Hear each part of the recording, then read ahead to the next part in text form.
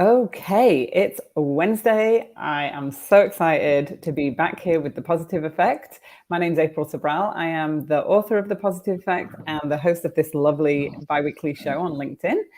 And today I have my retail bestie. I know somebody made a comment, Ron. I'm not your retail bestie. Steve Barr is really funny. I'm like, no, Ron's my retail bestie. He actually called me yesterday. So, we're that just was gonna funny. we're just gonna put it out there. I'm just gonna put it out there. So I'm so excited to have you on, to talk about the Retail in America tour, the podcast, everything that you're learning on your year journey about retail, about people, about sustainability. I don't have a script of questions for today. I just think that when me and you get together, we have an amazing conversation about everything that I just Agreed. talked about. Agreed. So, We're yeah. gonna need way more than 30 minutes for this.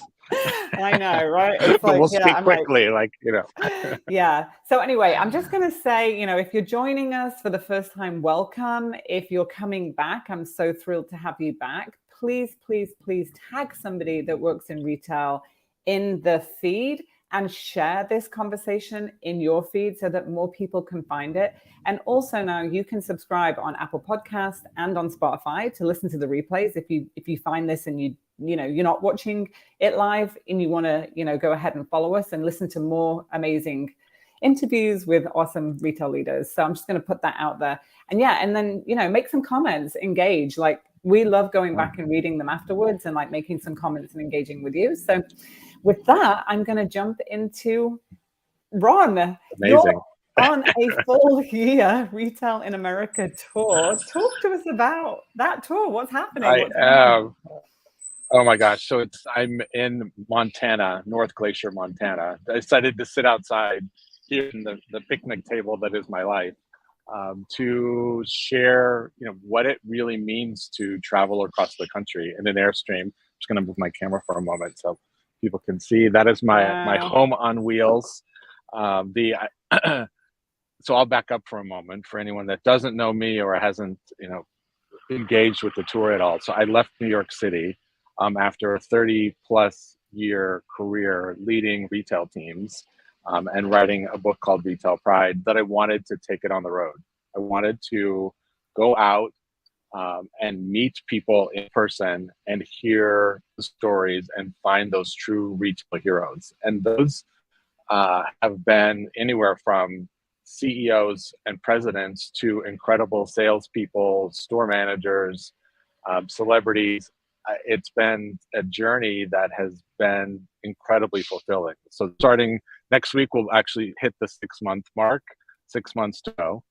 The tour is sponsored by Spotify Advertising and KWI and Ubik, and their generosity of helping elevate this message about the power in retail and the people on the front lines that do the hardest work.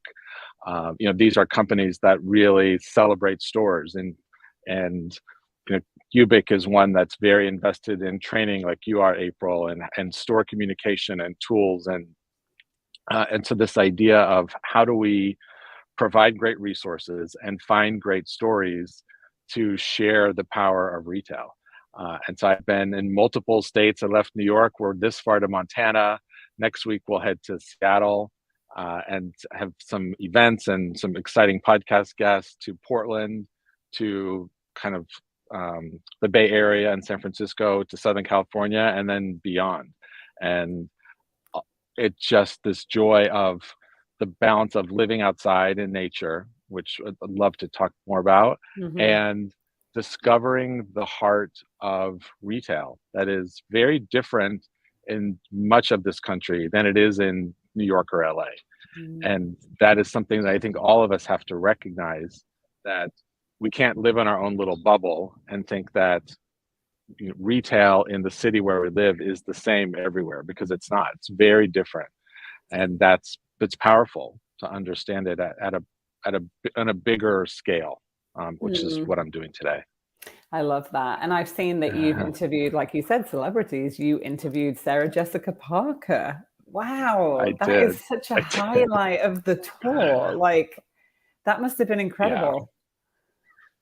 it's was really incredible. As someone that was a big fan, and I've seen every episode of Sex and the City like 15 times, just because we work in fashion. It was the thing to do, and so to be able to then utilize her brand, SJP Collection, is a customer of KWI.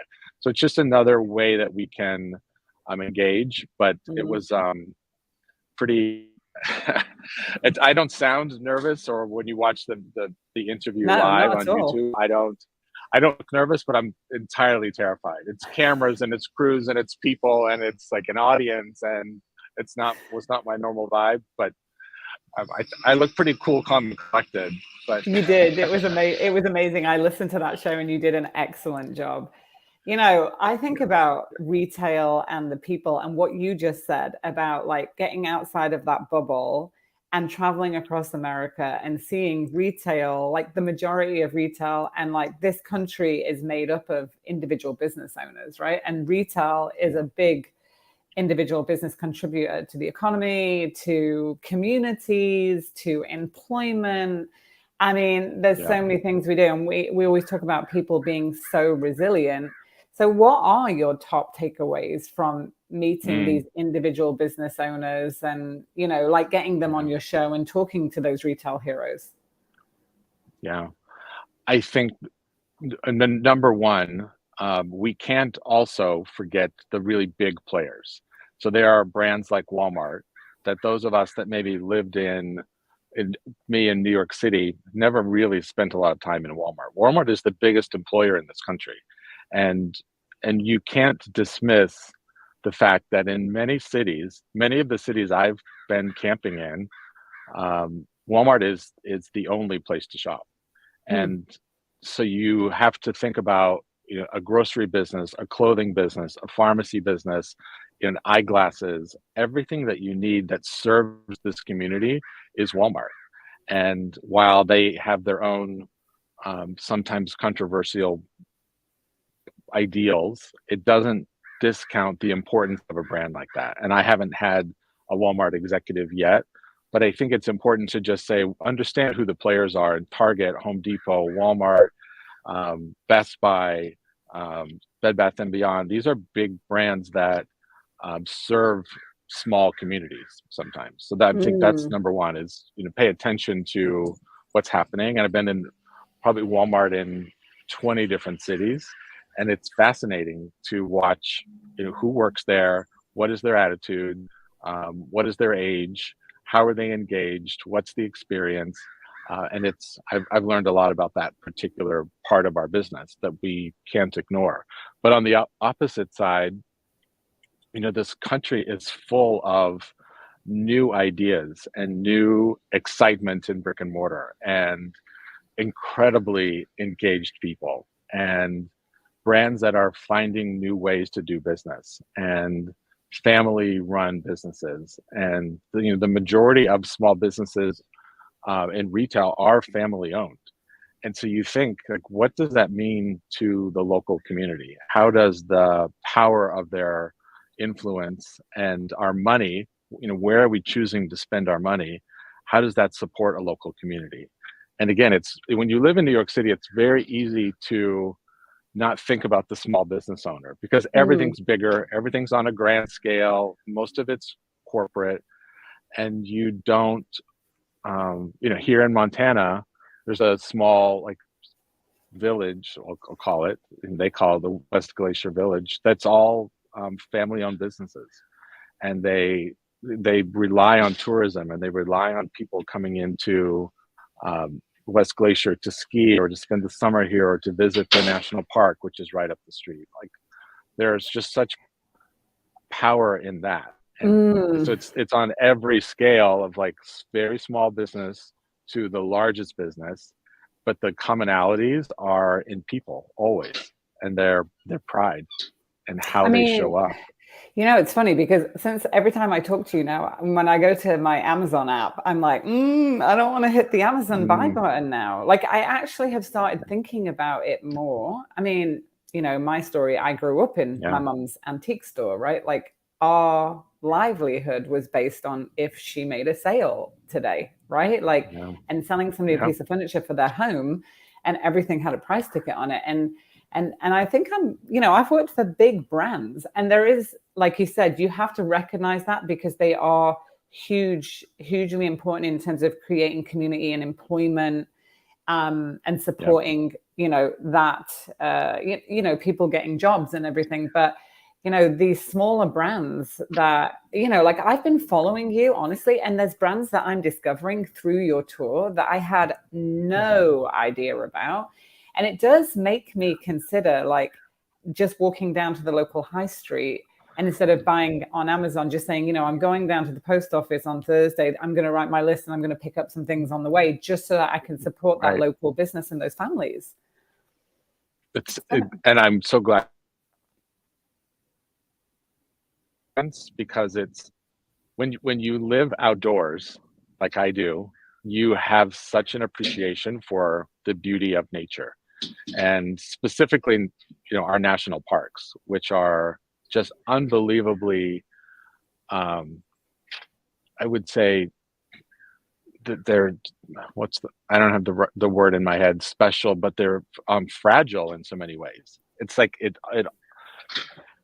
they look like a movie. Like, it's like every flower has been planted by hand, and the water's crystal clear and like the perfect blue, and the sky, and the animals are roaming free. There were deer right here in front of the Airstream the other morning, a whole family of deer just wandering through. And so you say to yourself, what is my impact? What am I doing as a consumer to positively impact that or negatively impact that? And retail, or specifically the fashion industry, is notoriously damaging to our environment.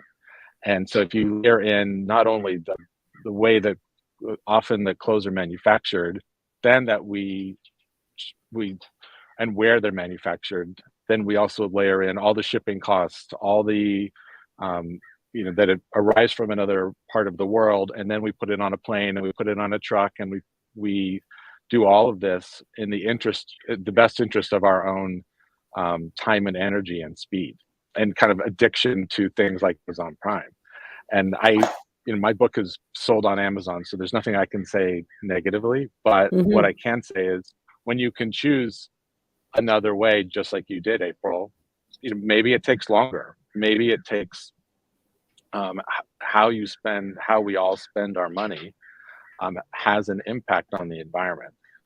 And so just be more thoughtful about it. And it's become like this very important kind of side mission of mine to bring some awareness to what that means. And it doesn't mean we can stop it, but but if you went back in, I was just thinking, like, if you went back into a role now, right? Let's say, I'm just imagining, I'm like, if you went back into a role, not that you're going to go back into a role because you're on this road trip and who knows where you're going to be in 6 months, but you would have a completely different perspective. I do. And what would it cause you to do? Because I think this is good for retail leaders to hear this perspective, because they haven't had that experience. They haven't got out on the road. They haven't seen this. So what would be something that you would do differently going back into a role? Yeah, I would continue to focus on the fact that all of us in leadership roles have an enormous responsibility to each other to bring people forward. And I say that because everyone that I've interviewed, I'm sure everyone that you speak to, they don't reference brands in their career journey, they reference people. And so there's always conversations about, this person saw something special in me. This person recognized a talent that I didn't even know I had. This person brought me to this company that they went. These leaders in this company showed me what success looked like. They're all, hands down. No one says, because I worked at this company, therefore I'm successful. People say, because I worked for this person or this leadership team, I'm more successful. And so when I go back and as I continue the journey, it's really saying to everyone that works, is all of us that have any responsibility in leadership owe it back to everyone around us to find the greatness in each other and bring them forward. And to teach things like networking, like reaching out and connecting with each other, like being curious about our industry, understanding the new technologies and the new things that are happening, what brands are growing, which brands aren't. Like there's just this wealth of information that I continue to ask people to be more thoughtful about how you spend your time, how you spend your time, how you spend your money, and that our power, we have power that we don't even recognize, all of us, in everything that we do. I love that. I mean, like, I think back to back in the day, it was like how to get the best out of your people, right? That was a you know, like anybody selling training or anybody selling coaching or anybody selling something about people, it was always like how to get the best out of your people. And the other day I did a post on LinkedIn and I said, reframe how to get the best out of your people to bringing out the best in your people, right? Yeah. It's a different perspective. And I think, again, like looking future forward and success and what that looks like, we have to believe that everybody wants to show up and do a good job. Is going to, you know, that doesn't negate performance management skills. I don't ever say that, but Correct. It's about bringing out the best in your people versus getting the best out of them. It's very different, because then it's about what you're giving versus what you're getting. And you know, whenever you give like love, joy, like development, encouragement, inspiration, you know it's going to come back tenfold and the business is going to benefit from it. Agreed. And I think the other piece that all of us that have a voice in the industry is to continue to share this power of frontline retail and choosing as a career. And so what's happening today, as you follow the news and think about the future of our industry, there's an enormous now swing back to stores. And there's a lot going in the kind of marketing world. I was a guest on a webinar as a co-host the other day from a marketing company that was talking about all the challenges today and future challenges of marketing and customer acquisition and following someone's path. In a store, we do that all the time. We know who our customers are. You know, I don't need a tool to help me with that. So there's this, you know, the kind of leveling off and in some cases decline of e-commerce because the customer's back in the store. Just this week announced, you know, there are twice as many new store openings as closures year to date in the US in stores. The traffic levels in malls is just hit back to 2019 levels. You know, we're at the highest number of stores in this country that we've ever had today. So the news would tell you something different, but you know, we're still doing 75+% of all commerce is done in a store. And when I speak to students or when I speak to, you know, groups, I'm like, the career is in stores. It may sound really fun to think about metaverse, and it's really fun to think about digital marketing, and there are other careers, but we will always win in stores if we do it right. And that's where we have to do it right, and we have to continue to develop future leaders, great leaders that will attract people to join this industry. And I keep using the word responsibility because it's our responsibility for any of us that have been doing this for a while to teach others some of these skills.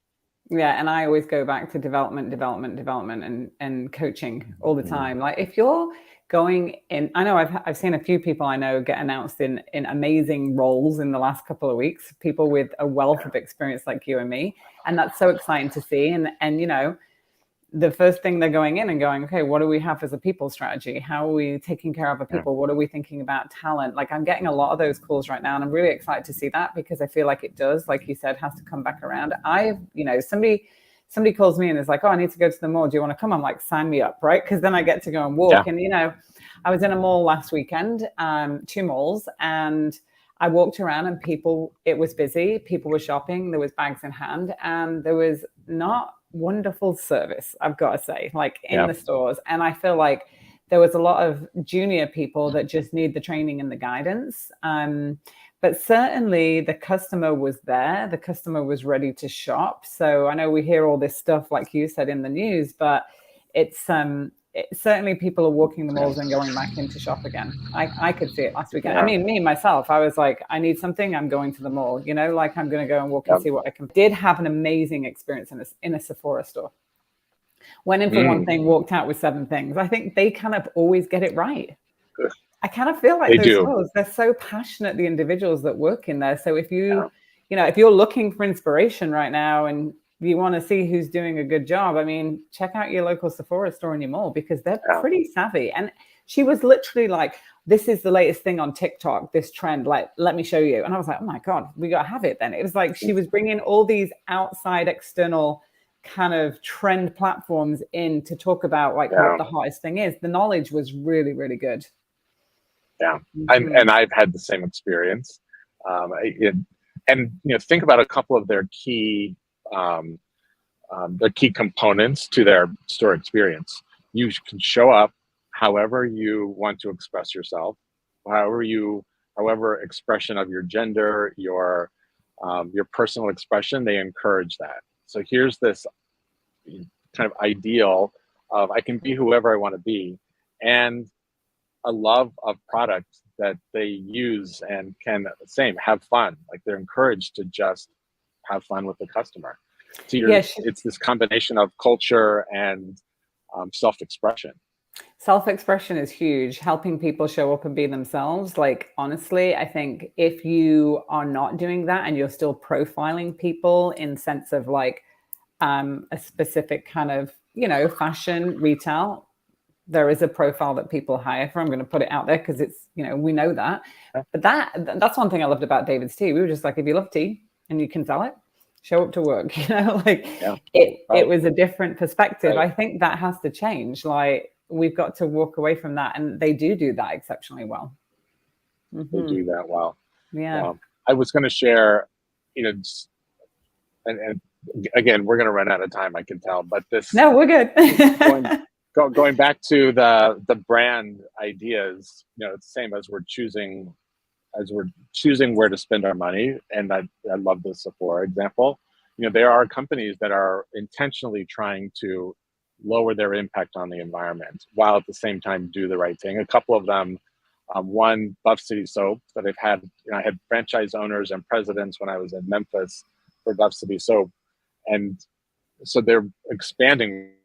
They opened 5-6 stores just this week, but they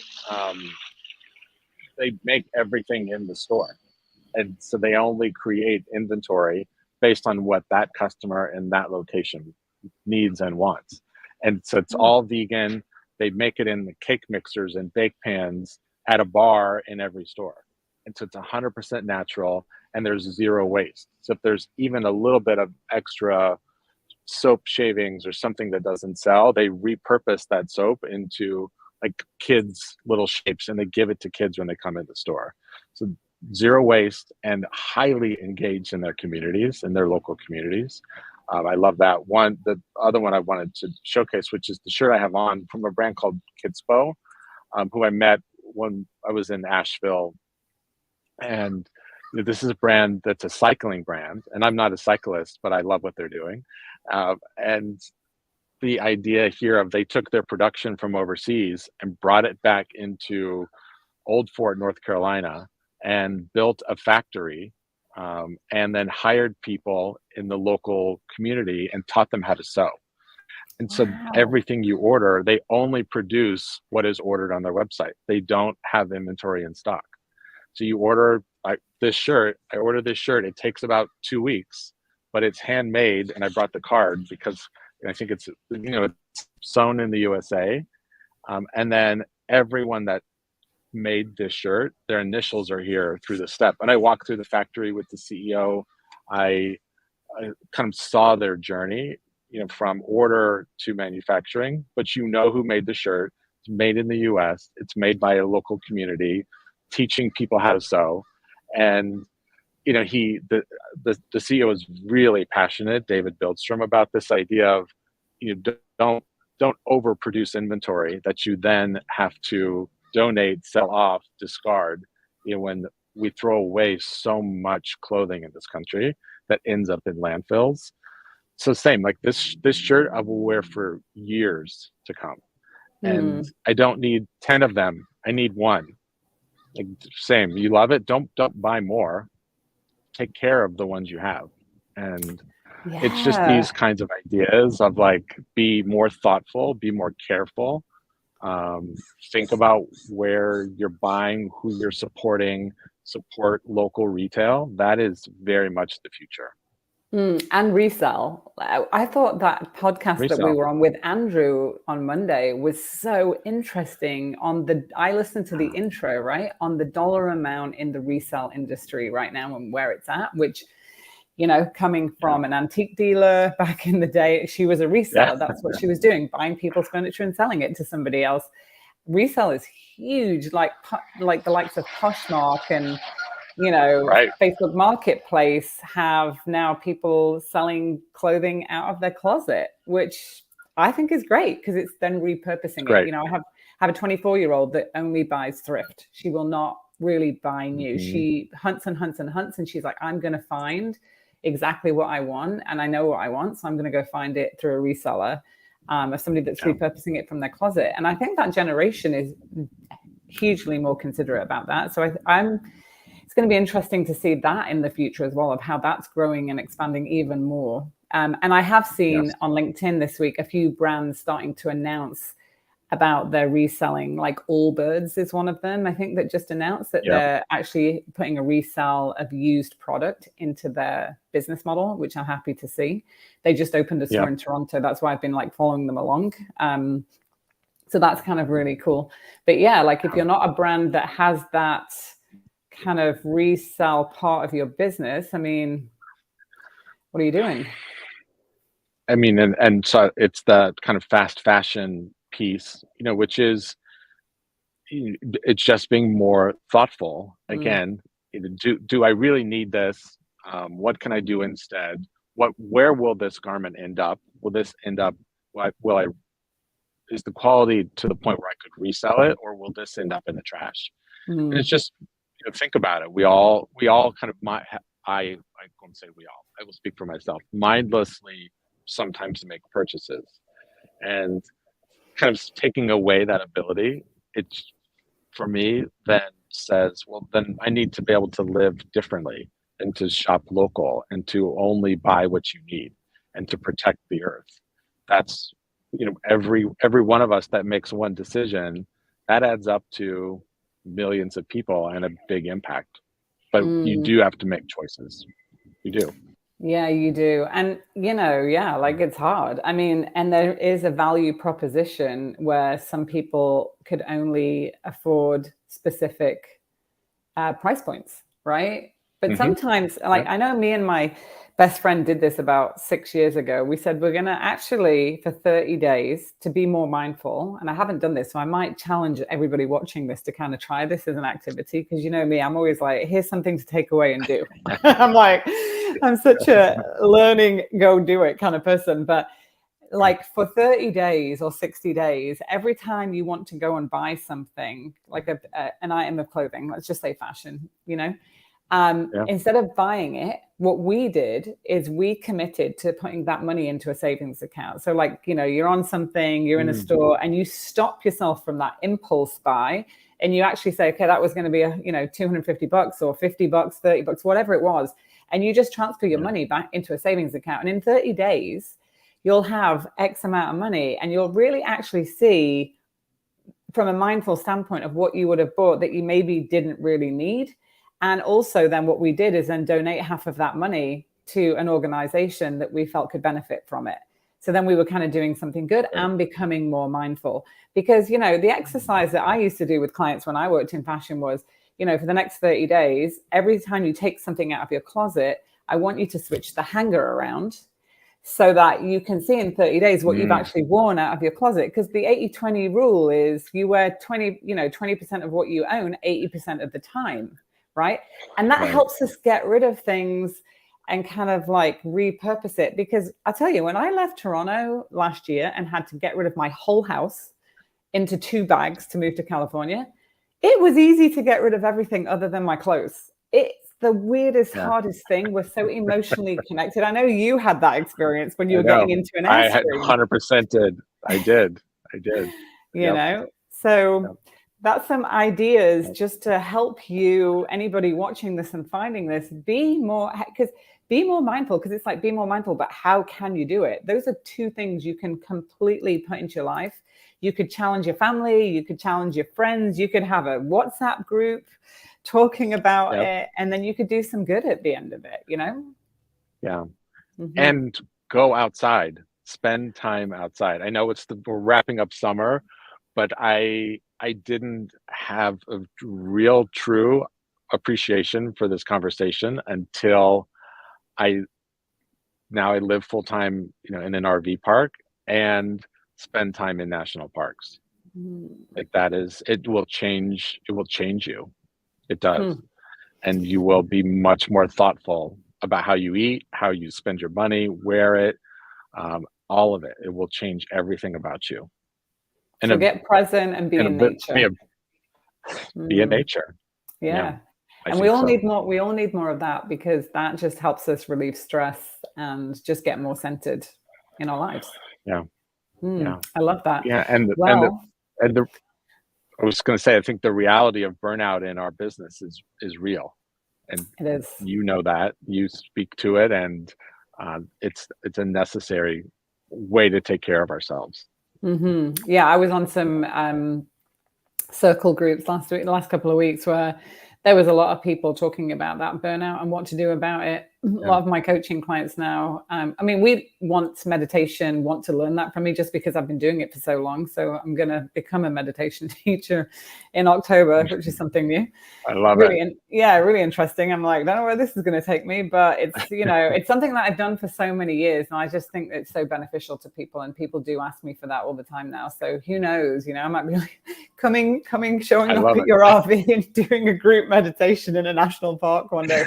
I'll be hearing you all the time, even when we're not doing this together. Yeah. I love, actually, I'm going to just highlight what Dean shared, because Dean always shows up to these shows every week, and actually we have to have him back on, but he's one of the authors on Retail U that's done really create some amazing courses around workplace safety and all the whole loss prevention piece of the business.